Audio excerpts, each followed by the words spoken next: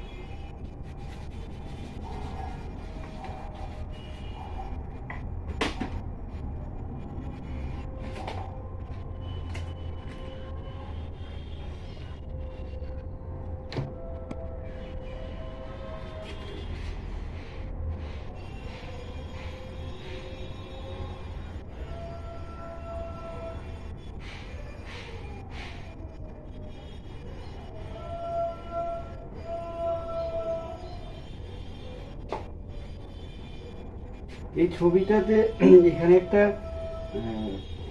সাধু বসে আছে ভাবছে, আর এটা ওই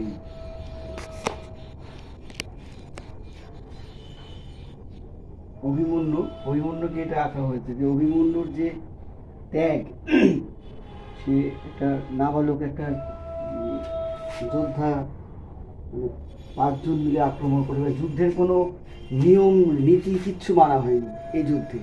সেই যে সময়, যে সবচেয়ে বড় কথা, অভিমন্যু শ্রীকৃষ্ণ মানে স্বয়ং ভগবান তার ভাগ্নে, এবং তার বাবা হচ্ছে অর্জুন। যে এত বড় একটা তার মানে বংশ পরিচয় তার, সেও যুদ্ধে গেছে মাতৃভূমির জন্য। নাও যেতে পারতো যুদ্ধে, সে তো পরবর্তীকালে সে জানতো যে যুদ্ধে জিতবে, সিংহাসনে বসবে, এটা তো জানতোই, কিন্তু তাও যুদ্ধে গেছে এবং মৃত্যুবরণ করেছে, বীরের মতন আত্মত্যাগ করেছে মাতৃভূমির জন্য। ব্যাপারটা হচ্ছে যে আমি সময়টাকে ধরার চেষ্টা করছি, সেই সময় আর এখন। আমরা তো এখন দেখি যে নেতাদের যারা রাষ্ট্র ক্ষমতা যারা আছে, তাদের ছেলেমেয়েরা কখনোই যুদ্ধে যায় না।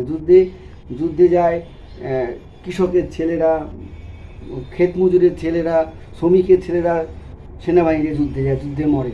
তখন নেতার ছেলেরা নেতাই হয়, এবং তারা জানে যে আগামী দিনে আমার বাবা মরে গেলে, বাবা ক্ষমতা না থাকলে আমি সেই ক্ষমতায় আবার আসবো। এবং প্রত্যেকটা নেতা, বেশিরভাগই নেতা এরকম আছে যে তাদের ওই দেখা যাচ্ছে তাদের ওই সুইজারল্যান্ডের ব্যাংকে, ওখানে সেখানে পয়সা রয়েছে, টাকা রয়েছে। এই হচ্ছে তফাৎ। যে দেশ, যে সমাজ, যে আমাদের পূর্বপুরুষরা যে শিক্ষা দিয়ে গেছে, কিন্তু আমরা সেটা এখনো মানছি না। তো সেটাই অনুভব এই ছবিটার।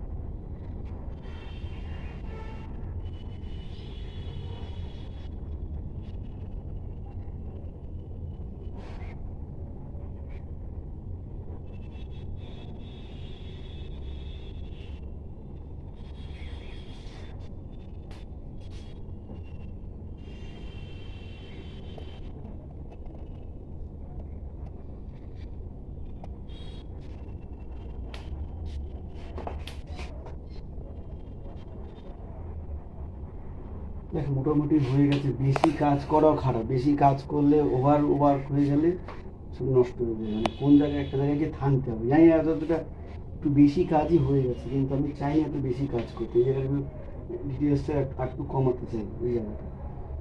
আর এটা একটু দূরে, সিঁড়িগুলো একটু দূরে দিয়ে দিতে চাই। ব্যাপার হলে ঠিক আছে, আমাদের থাকে তোমাকে বেশি কাজ করা যায়।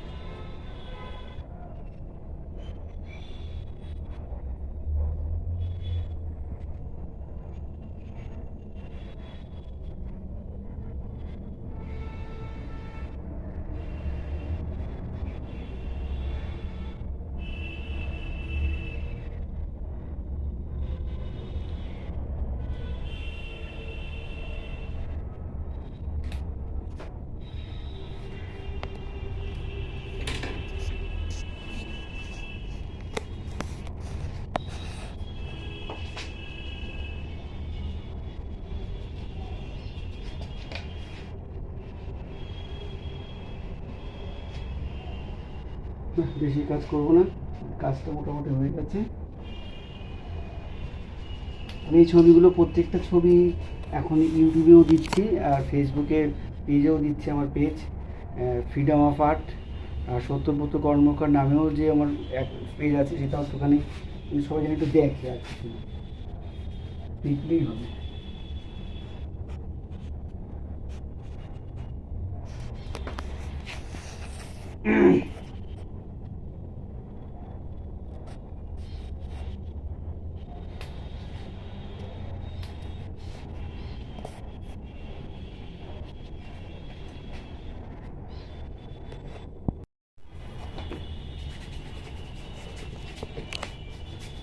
মানে বহুদিন থেকে আমি ভাবছিলাম যে একটা অভিমন্যুর উপর একটা ছবি আঁকবো। মানে শুধু অভিমন্যুকে আঁকবো না, অভিমন্যু সেই সময়, এখন একজন সাধু মানে যে একজন সৎ মানুষ, যে নিষ্ঠাবান মানুষ, একটা দেশপ্রেমিক মানুষ, এসব কিছু ত্যাগ করেছে, গেরুয়া, সে কি ভাবছে, মানে অর্থাৎ আমরা কি ভাবছি সেই সময়কে ইসে করে বেস করি।